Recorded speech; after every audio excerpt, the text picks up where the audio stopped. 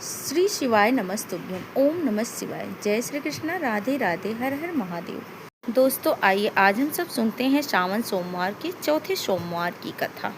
कैलाशवासी, गिरजा विलासी, शमशान निवासी, सुमनो निवासी, काशी निवासी, विजय प्रकाशी, यौनादि कल्पेश्वर जो कैलाश पर निवास करते हैं और भगवती गिरजा के संग सदा आनंद की अनुभूति करते हैं, जो शमशानवासी होने पर भी भक्तों के मन और हृदय में निवास करते हैं, काशी में रहने वाले तथा विजय प्रदान करने वाले हैं।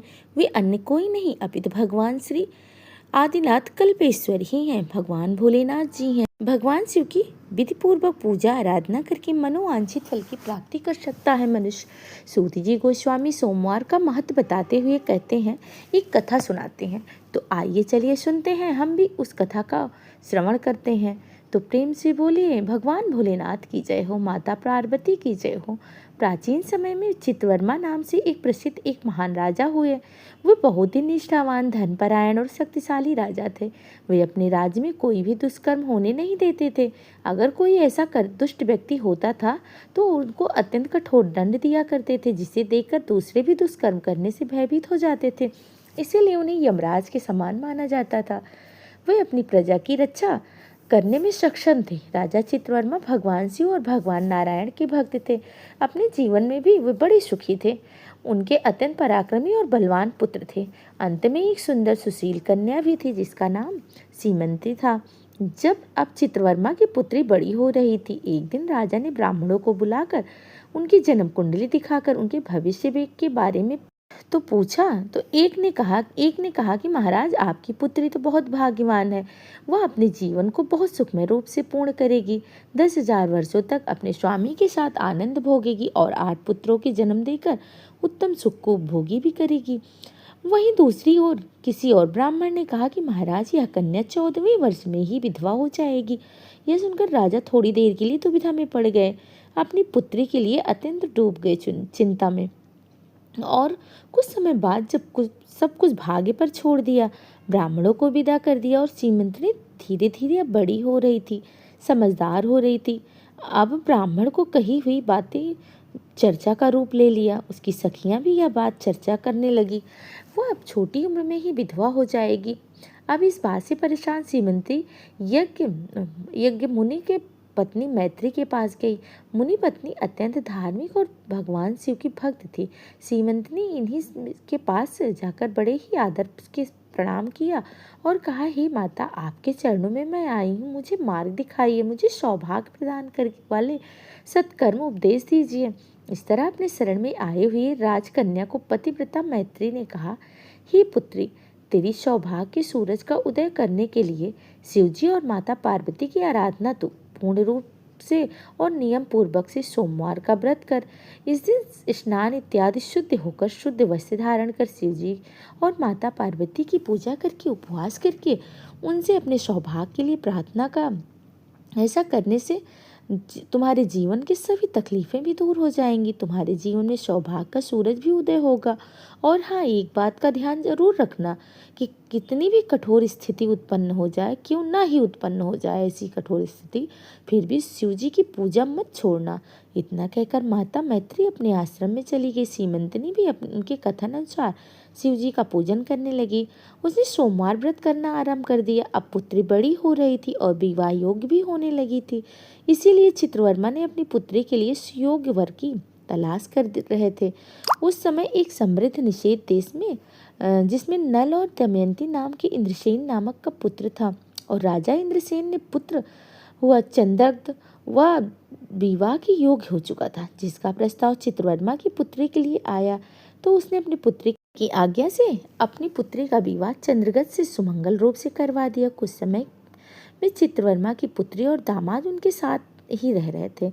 अब तक एक दिन चंद्रगद अपने मित्रों के साथ यमुना तट पर विचरण करने गए हुए थे और अचानक यमुना की लहरें तेज होने लगी।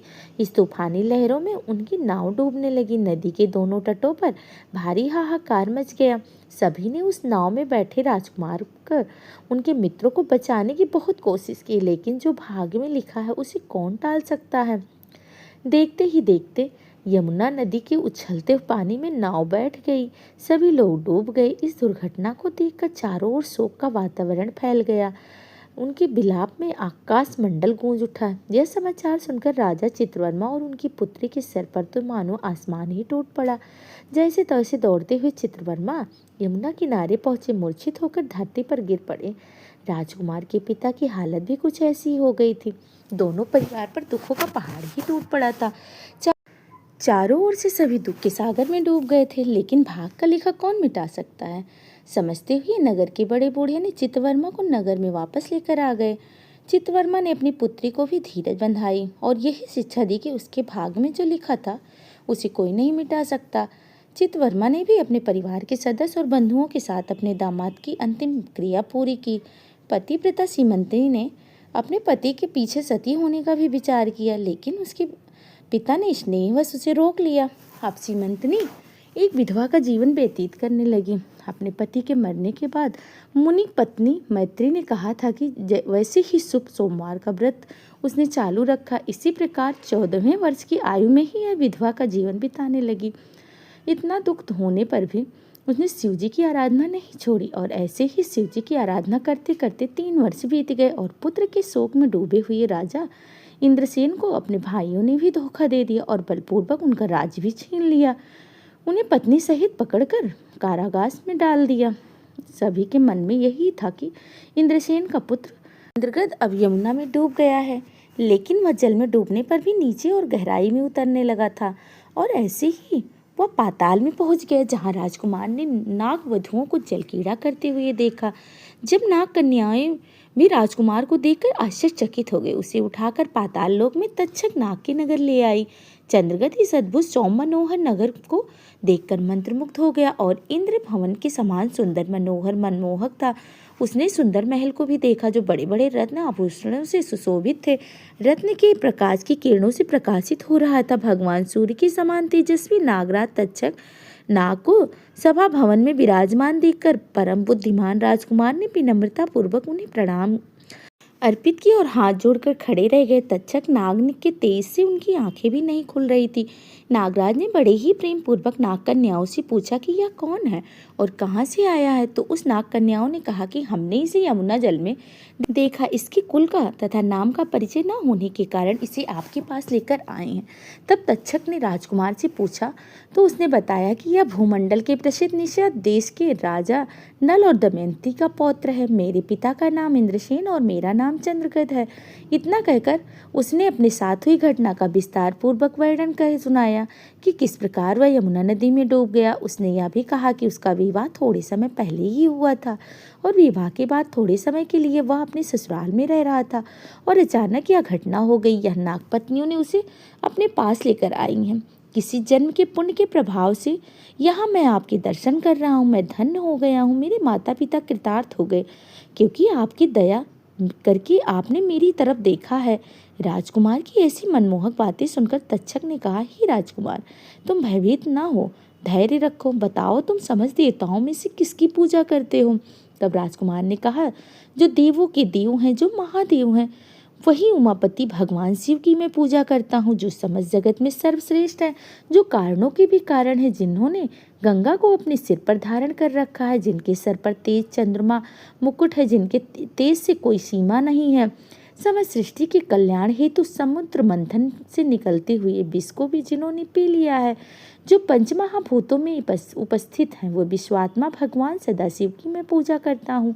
संपूर्ण संसार जिनकी इच्छा के अधीन है, वही शिव की मैं आराधना करता हूँ। जो अर्धनारीश्वर है, भगवती जगदम्बिका जिनकी अर्धांगों में निवास करती हैं, और हाँ, तक्षक और वासुकी दोनों नागराज जिनके कानों के कुंडल हैं, वही पार्वती पति महादेव के मैं पूजन करता हूँ। राजकुमार की ऐसी अमृत वाणी सुनकर तक्षक अत्यंत प्रसन्न हो गए। उनके हृदय में महादेव के लिए जो भक्ति थी, उनका नवनिर्माण हुआ। एक नए भक्ति रूपी सूरज का भी उदय हुआ उनके हृदय में हुआ और वह अत्यंत प्रसन्नता से बोलने लगे, हे बालक, तुम्हारी आयु छोटी है कि तुम्हारा हृदय आत्म ज्ञान से भरा हुआ है। तुम बालक होकर भी सर्वोत्कृष्ट पराक्रम शिव तत्व को जानते हो। मैं तुमसे अत्यंत प्रसन्न हूँ। यहाँ कोई दुख रोग पीड़ा नहीं है, यहाँ सब कामनाओं पूर्ण करने वाले कल्प वृक्ष है। यहाँ मृत्यु का भी भय नहीं है, बुढ़ापा और रोग की कोई पीड़ा भी नहीं है।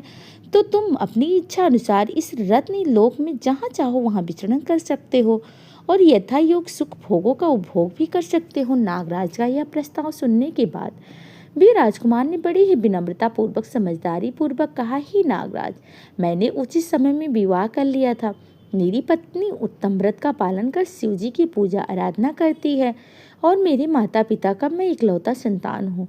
वे सब इस समय मुझे मरा हुआ समझकर शोक में डूब गए होंगे, अतः मुझे किसी प्रकार की यहाँ अधिक समय आपको रोकना उचित नहीं होगा। आप कृपा करके मुझे उस मनुष्य लोक में पहुँचा दीजिए। नागराज जी ने राजकुमार को रोकने का प्रयास नहीं किया। उन्होंने कहा, जब भी तुम्हें मेरी याद आए तो मुझे पुकार लेना, मैं तुम्हारे समक्ष प्रकट हो जाऊंगा। ऐसा कर उसने राजकुमार को एक सुंदर दिव्य अश्व भेंट किया जो इच्छा अनुसार कहीं भी भ्रमण कर सकता था और अनेक रत्नमय आभूषण दिव्य वस्त्र दिए अलंकार की भेंट की। नागराज ने प्रेम पूर्वक उसे विदा किया और दिव्य घोड़ों पर सवार होकर थोड़ी ही देर में राजकुमार अनेक प्रकार के द्वीप, समुद्र और लोक में भ्रमण करते हुए यमुना के जल के बाहर आकर उस दिव्य अस्त्र पर सवार होते हुए नदी के तट पर घूमने लगा। उसी समय अपनी सखियों के साथ पतिव्रता सीमंतनी वहां पर आ गई, स्नान करने के लिए आई। उसने यमुना तट पर मनुष्य रूप में नाग कुमार को साथ राजकुमार चंद्रगत को भी देखा। राजकुमार को देखकर श्रीमंतनी की दृष्टि उन्हीं की ओर स्थिर हो गई और मुग्ध होकर वहीं खड़ी रही। अब राजकुमार ने भी उसे देखा। उनके मन में भी विचार किया कि मैंने इन्हें कहीं देखा है, लेकिन किंतु मैं इन्हें पहचान नहीं पा रहा। वह उसी की पत्नी है, क्योंकि सीमंतनी अपने पति को मरा हुआ समझकर विधवा जीवन व्यतीत करने लगी थी और इस शोक के कारण वह अस्वस्थ भी रहने लगी थी, दुर्बल भी हो गई थी। इसीलिए राजकुमार ने उसे पास बुलाया और समीप बैठाकर उससे पूछा कि तुम कौन हो, किसकी पत्नी हो और किसकी कन्या हो। तब सीमंतनी लज्जावश स्वयं कुछ बोल नहीं पाई। तब उसकी सखियों ने सारी बात बताई। वह राजा चित्रवर्मा की पुत्री है। सीमंतनी उसके पति चंद्रगत का दुर्भाग्य, यमुना में डूबने से उसकी मृत्यु हो गई थी और उसको शोक के कारण इसकी ऐसी दुर्दशा हुई है। इतना दुख होते हुए भी उसने अपने सोमवार का व्रत नहीं छोड़ा। उसके व्रत के कारण यहाँ पर स्नान करने के लिए आई। इतना सब होने पर भी वह निर्बल और शुद्ध हृदय से प्रत्येक सोमवार को भक्तिपूर्वक माता पार्वती सहित महादेव जी की पूजा आराधना करती है।